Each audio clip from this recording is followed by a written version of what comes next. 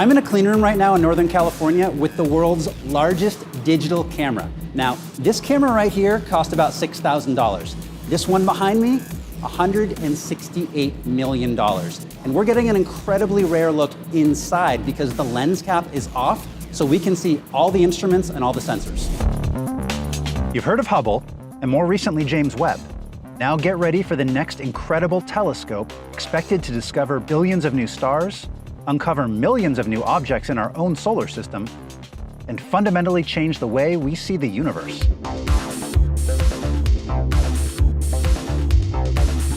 This camera, the size of a small car, is the centerpiece of the Legacy Survey of Space and Time, or LSST, a 10-year project to map the entire southern sky in incredible detail.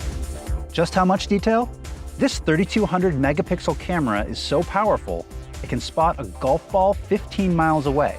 When the decade-long project is finished, scientists will have produced a 3D movie of the sky. One that shows how all the trillions of objects captured move relative to one another, how light bends around massive objects, and how individual solar systems and galaxies developed over billions of years. This movie that LSST will enable, it will see things on timescales that haven't been accessible before. So we expect we might detect, new classes of stars or supernovae or other kinds of explosions. Once finished, the LSST camera will be the heart of the Vera C. Rubin Observatory in the mountains of northern Chile. Here, at the SLAC National Accelerator Laboratory near Stanford University, scientists are putting the finishing touches on the camera. This has been a long process, more than 2 decades. I don't think we have any other cameras quite like this in the visible spectrum that are certainly not as large as this. Travis Lang is one of the camera's lead engineers. He's been on the project 8 years. It's been a lot of fun, a lot of challenges, a lot of issues that come up along the way. We only have one. So we don't get that opportunity to have things of scale. So we have to figure it out as we go.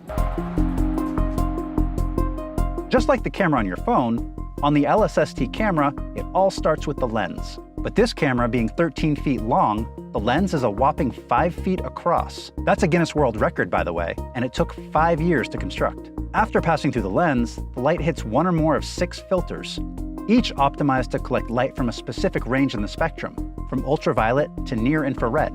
Once the light is filtered, it hits the focal plane, which captures the image. The focal plane is made up of 189 individual sensors, blocked together in groups of 9 to form what's called a raft. This time-lapse video shows the camera team assembling the 25 rafts that make up the focal plane over a period of 6 months. At $3 million per raft, and gaps between them less than 5 human hairs wide, it was a delicate process, but it worked. Scientists tested the focal plane last year and produced these images. This, by the way, is a head of Romanesco broccoli.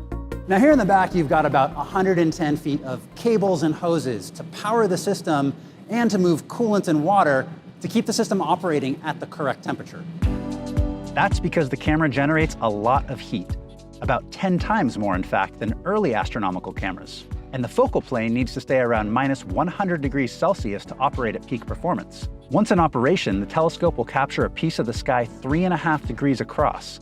That's 7 times the width of a full moon. Using this massive shutter, the camera will take back-to-back 15-second exposures, then read that data out for about 2 seconds before moving on to the next section of sky.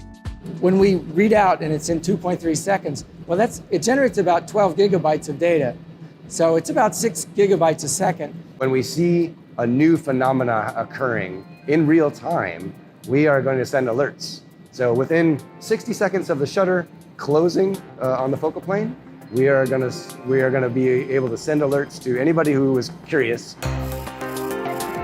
That means all of us will be able to scour LSST's 10-year movie and make our own discoveries. But it's scientists like Risa Wexler that are particularly starry-eyed about what's coming. We expect to detect 17 billion stars in our own galaxy. We expect to find really small, the tiniest galaxies in the universe that are really, really nearby. And we expect to find galaxies 13 billion light years in the past. And it's not just the new planets, stars, and galaxies that has scientists excited. They expect LSST to give them new insight into scientific mysteries that have so far gone unsolved. It enables such a big diversity of questions. It enables us to ask really big questions what is the universe made of, what is the nature of dark matter and dark energy. But there are also a whole bunch of discoveries that this should enable that we don't even know what they are. So once they put that lens cap back on, the LSST will undergo a series of testing for the next few months before it starts that long journey down to Chile in May. Now, once it arrives at the observatory, installation begins, LSST is going to go right there. So I want to know what you think. What excites you most about LSST? Let me know in those comments down below. If you enjoyed this video, please don't forget to give it a thumbs up and subscribe to CNET for more like it.